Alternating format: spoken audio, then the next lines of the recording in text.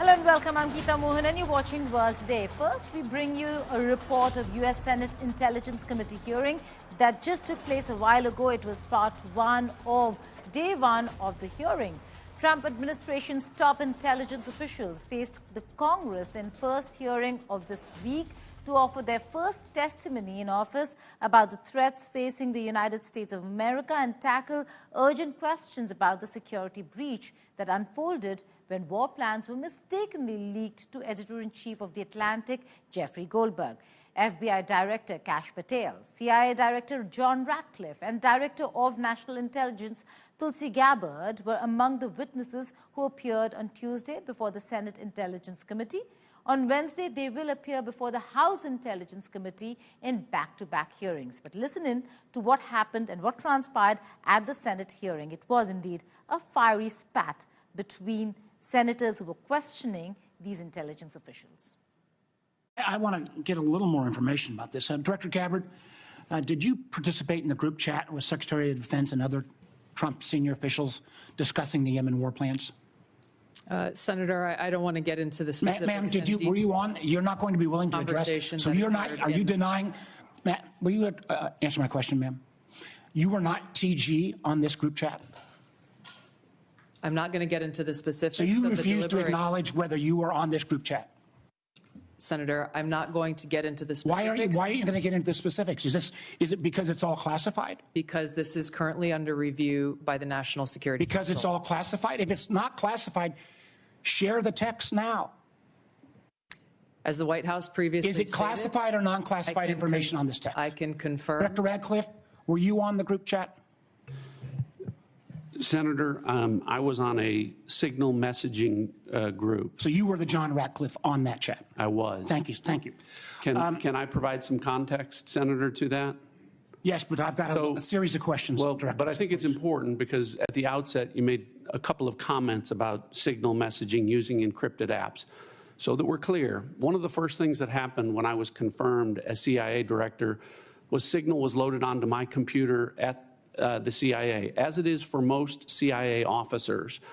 One of the things that I was briefed on very early, Senator, was by the CIA records management folks about the use of signal as a permissible work use. It is.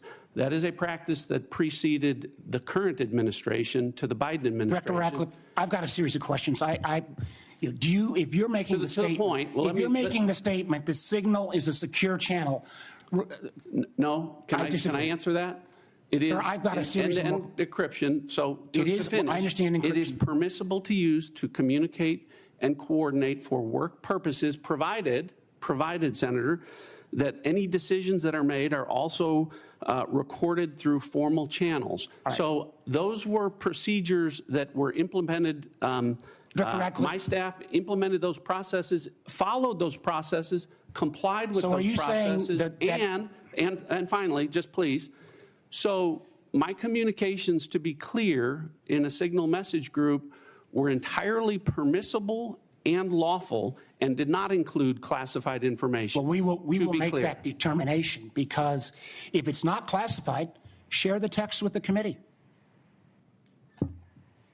You know, let me go on. Director Gabbard, you are the security executive and set access guidelines for classified information.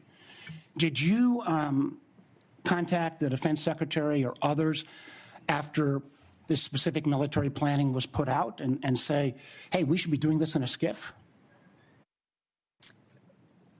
There was no classified material that was shared in that. So then if there was no classified material, share it with the committee. You can't have it both ways. These are important jobs. This is our national security.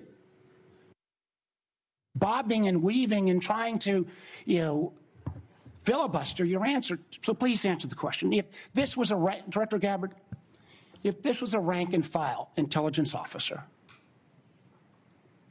who did this kind of careless behavior, what would you do with them? Senator, I'll reiterate that there was no classified material that was shared in that. And if there's no classified materials, share. And then if there's no classified materials, then you can't even answer the question, whether you were on the chat. This is strangely familiar, and I think my colleagues will remember, when you couldn't answer the question, is Edward Snowden a traitor? Man, I have serious doubts about your, anyway. Director Gabbard, I'm going to give you this. Tweeted just 11 days ago, and I'm quoting you. Any unauthorized release of classified information is a violation of the law and will be treated as such.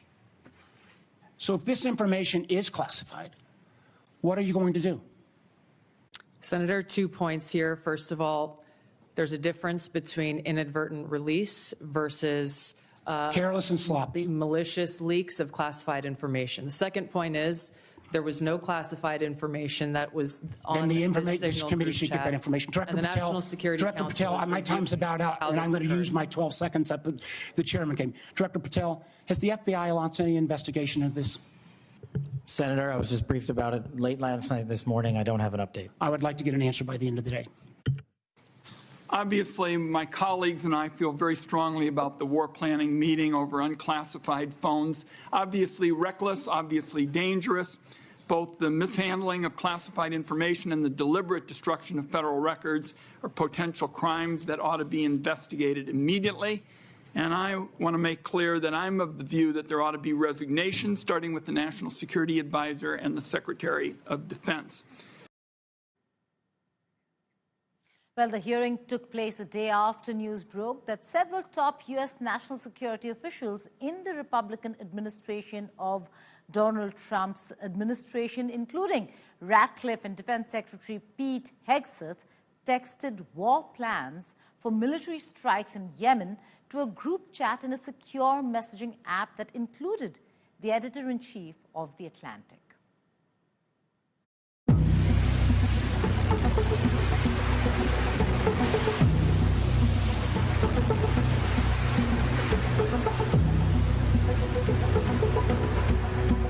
U.S. war plans for upcoming military strikes in Yemen were texted to a group chat in a secure messaging app 2 hours before it was to be carried out.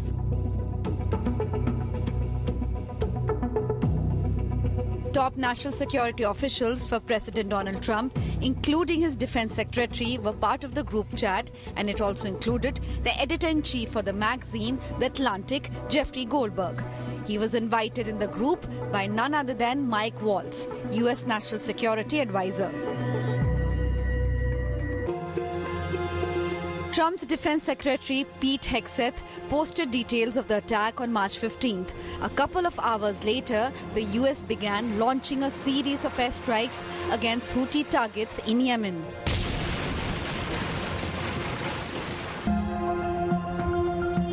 He left the group as soon as he realized that this group was not a hoax or AI generated or a scam, but real. But to his surprise, there were no questions asked or doubts raised of his sudden disappearance from the chat group.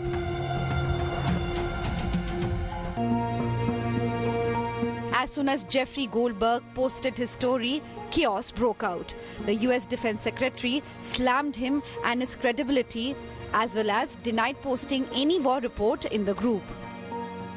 Can you share how your information about war plans against the Houthis in Yemen was shared with a journalist in The Atlantic? And were those details classified? You're talking about a deceitful and highly discredited so-called journalist who's made a profession of peddling hoaxes time and time again, to include the hoaxes of Russia, or the fine people on both sides hoax, or suckers and losers hoax. So this is the guy that peddles in garbage. This is what he does. I would love to comment on the Houthi campaign because of the skill and courage of our troops. I've monitored it very closely from the beginning. Why were those details shared on Signal, and how did you learn that a journalist was privy to the targets, the types of weapons used? I've heard I was characterized. Nobody was texting war plans, and that's all I have to say about that. Thank you. The U.S. National Security Council said in a statement that it was looking into how a journalist's number was added to the chain in the Signal group chat. In addition to the U.S. Defense Secretary Pete Hegseth, it included Vice President J.D. Vance, Secretary of State Marco Rubio, Tulsi Gabbard, Trump's Director of National Intelligence, and National Security Advisor Mike Waltz. Bureau Report, India Today.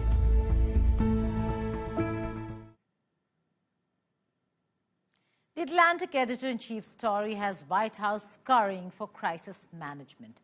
U.S. President Donald Trump, however, earlier told the press that he knew nothing about his defense officials texting war plans to the Atlantic editor. But later, in an interview to NBC, President Trump said that this was the only glitch in 2 months, and it turned out not to be a serious one, adding his national security advisor, Michael Waltz, had learned a lesson.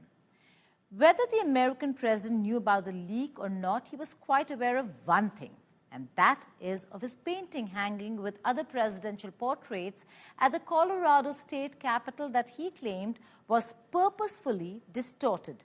The oil painting would be taken down at the request of Republican leaders in the legislature, while the White House works overtime to cover up the very evident security breach.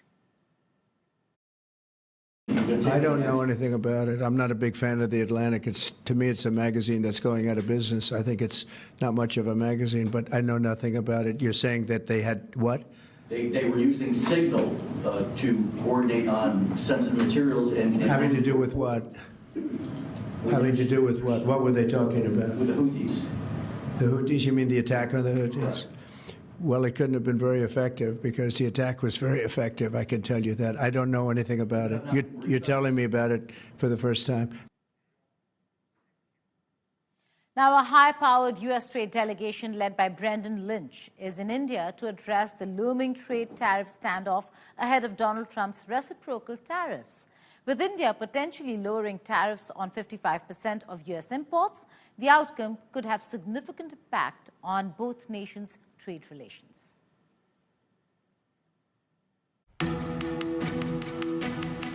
As the clock ticks to Donald Trump's reciprocal tariffs, a high-powered U.S. trade delegation led by Brendan Lynch, the U.S. trade representative for South and Central Asia, reached Delhi this afternoon. Its 5-day mission in India to find a solution to the trade tariff standoff.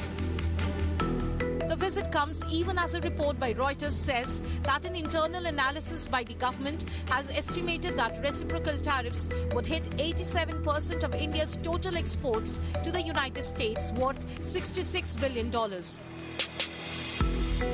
The report adds that India is open to reducing tariffs on 55% of the goods it imports from the US. These goods are subject to tariffs ranging from 5% to 30%. India is said to be ready to substantially lower tariffs or even scrap some entirely. This, however, the report says, hinges on the US waiving off its reciprocal tariff. This comes on top of the overall reduction in import duties in Budget 2025.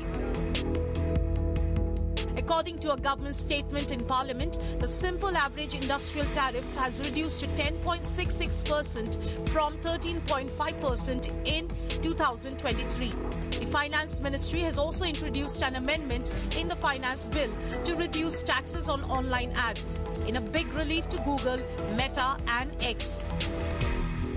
Clarificatory amendments in the provisions for IFSC's provisions and presumptive taxation for service providers for electronic manufacturing units is also being brought in as government amendment.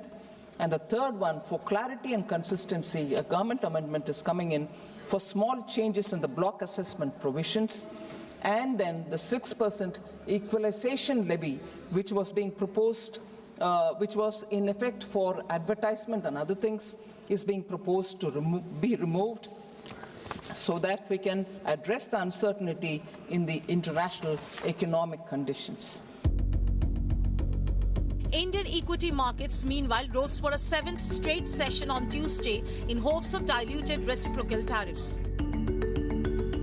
Fears over the sweeping tariffs seem to have lessened with US President Donald Trump's latest remarks that signal a softer stance than before. In what could be the latest recalibration of tariffs by Trump, he said several countries could get breaks. April 2nd comes, that'll be reciprocal tariffs. But we may take less than what they're charging because they've charged us so much. I don't think they could take it.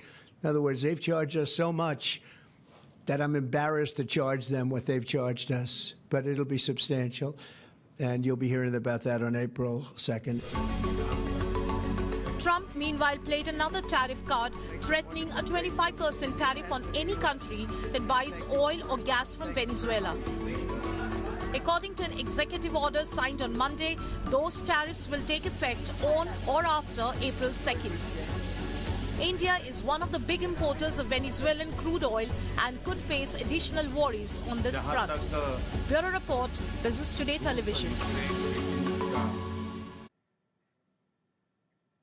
South Korea's Hyundai Motor Group on Monday announced a $20 billion investment in the United States of America. The investment includes a $5 billion new steel plant in Louisiana, announced by President Donald Trump, Hyundai Chairman Yoo Soon-chung, and Louisiana Governor Jeff Landry. Landry had traveled to South Korea in October and met with Hyundai to discuss the investment plan earlier this month. The Hyundai Steel plant Hyundai Steel said it was considering building a steel factory in the southeast of the United States of America, but nothing had been decided, adding that a hike in U.S. tariffs would have a negative impact on the Korean steel industry. Today, we're delighted to report that Hyundai is announcing a major $5.8 billion investment in American manufacturing. In particular, Hyundai will be building a brand new steel plant in Louisiana, which will produce more than 2.7 million metric tons of steel a year, creating more than 1,400 jobs for American steelworkers. And then there'll be major expansion after that. So Hyundai Motor entered the U.S. 1986. Since then, we have invested over $20 billion and now support more than 570,000 American jobs across all 15 Asian states. Today, I'm pleased to announce an additional $21 billion in a new investment over the next 4 years, our largest U.S. invest ever. In some bad news for Elon Musk, Chinese automaker BYD surpassed $100 billion in revenue last year, taking over the global EV crown from Elon Musk's Tesla, which is one of its biggest rivals.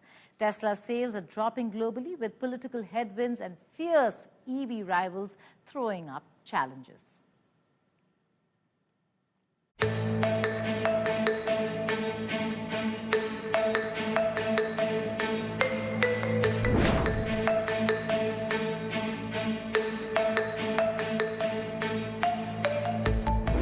He's been hogging the limelight as the US president's influence-in-chief. From being included in Donald Trump's inner circle to being handed an axe to trim the size of the US government, Elon Musk has been riding a tide of personal success. However, that's not the case with his iconic electric car brand Tesla. In a stunning shift in the electric vehicle market, China's BYD has surged past Tesla, claiming the top spot in global sales. According to latest reports, Chinese automaker BYD recorded a staggering $107 billion in revenue for 2024, eclipsing Tesla's $97.7 billion. BYD sold nearly 4.3 million vehicles last year, a mix of fully electric and hybrid models, dwarfing Tesla's 1.79 million pure EV deliveries. That is more than double of Tesla's output, a gap that's turning heads worldwide. In China alone, BYD's dominance is clear. Last month, the company sold over 318,000 vehicles, a 161% jump from the year before, while Tesla's sales in the same market dropped nearly 50% to just 30,000 units. So what's driving the BYD surge? Analysts point to BYD's affordable pricing. Models like the Seal EV start at just $12,000, paired with cutting-edge technology like their new 1,000 kilowatt charging system, twice as fast as Tesla's superchargers. BYD has also mastered vertical integration, building their own batteries and software, while offering prices that Tesla cannot match. BYD is also accelerating its global push with record exports last month. Meanwhile, Tesla faces challenges. Sales in Europe dropped 45% this year, and its China slump continues. The markets are reacting too. BYD stock has soared 37% this year, while Tesla's has plummeted over 27% in 2025, reflecting investor confidence in BYD's momentum. Closer to home, the India experience tells a stark story for the two companies. Tesla's been knocking on India's door for years, tangled in high import duties, once 110%, now eased to 15%, and demands for local manufacturing. Meanwhile, BYD's is already cruising Indian roads, with models like the Atto 3 gaining traction since 2022, capitalizing on affordability and a head start in the world's third largest auto market. Bureau Report, Business Today TV. US and Russia brainstormed over to strike a new agreement on Monday at Riyadh on the safety of shipping in the Black Sea. This is to be a possible stepping stone towards a ceasefire with Ukraine. Russia on Tuesday said it was willing to strike the new agreement, but only if the United States of America ordered Ukrainian President Volodymyr Zelensky to respect it. Foreign Minister Lavrov of Russia said only such an order would provide the assurances that Russia required. Each side criticized the other over the collapse in 2023 of an earlier agreement intended to ensure the safety of merchant shipping in the Black Sea after Russia sent tens of thousands of troops into Ukraine in February 2022. The maritime ceasefire under discussion would be a successor to the earlier Black Sea deal that had allowed Ukraine to safely export nearly 33 million metric tons of grain despite the war. Moscow withdrew in 2023, saying its own food and fertilizer exports faced serious issues because of Western sanctions affecting payments, logistics, and insurance. Когда президент говорил, мы из-за перемирия.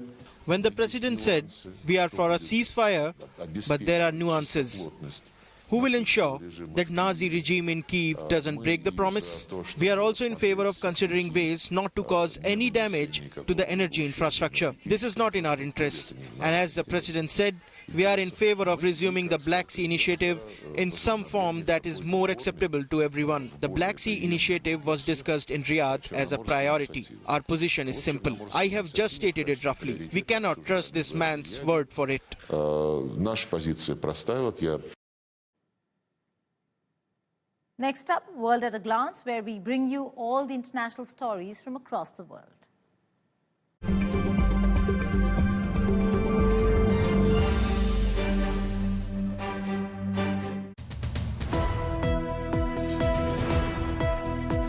Israeli opposition lawmakers held up signs reflecting the 59 hostages remaining in Hamas captivity during a parliamentary vote on the 2025 state budget. The moment was met with a warning from the Knesset chairman, who said the action was an ethical breach that allows for immediate removal from the plenum, as the visitors in the gallery were holding up photographs of some of the remaining hostages. A motorcyclist who plunged into a 20-meter deep sinkhole in South Korea's capital, Seoul, was found dead on Tuesday, while the driver of the car had a narrow escape and suffered minor injuries. The body of the 33-year-old man was found about 50 meters from where he had fallen, in a subway tunnel under construction almost 20 meters from the surface. One of the last surviving members of the Red Army faction group that carried out murders and kidnappings in Germany from the 1970s went on trial on Tuesday after she hid from authorities for 3 decades. Daniela Kletta, who was arrested in Berlin in February 2024, is being tried for attempted murder, robbery and illegal possession of firearms, potentially facing life in prison. Former FIFA president Sepp Blatter and France soccer the great Michel Platini were acquitted by a Swiss court over corruption. The pair, once among the most powerful figures in global soccer, appeared at the Extraordinary Appeals Chamber of the Swiss Criminal Court 2.5 years after they were acquitted of fraud. The case was related to a 2 million Swiss franc payment Blatter authorized for Platini, a former captain and manager of the French national team, which was made in 2011. The affair, which emerged in 2015 when Platini was president of European soccer body UEFA.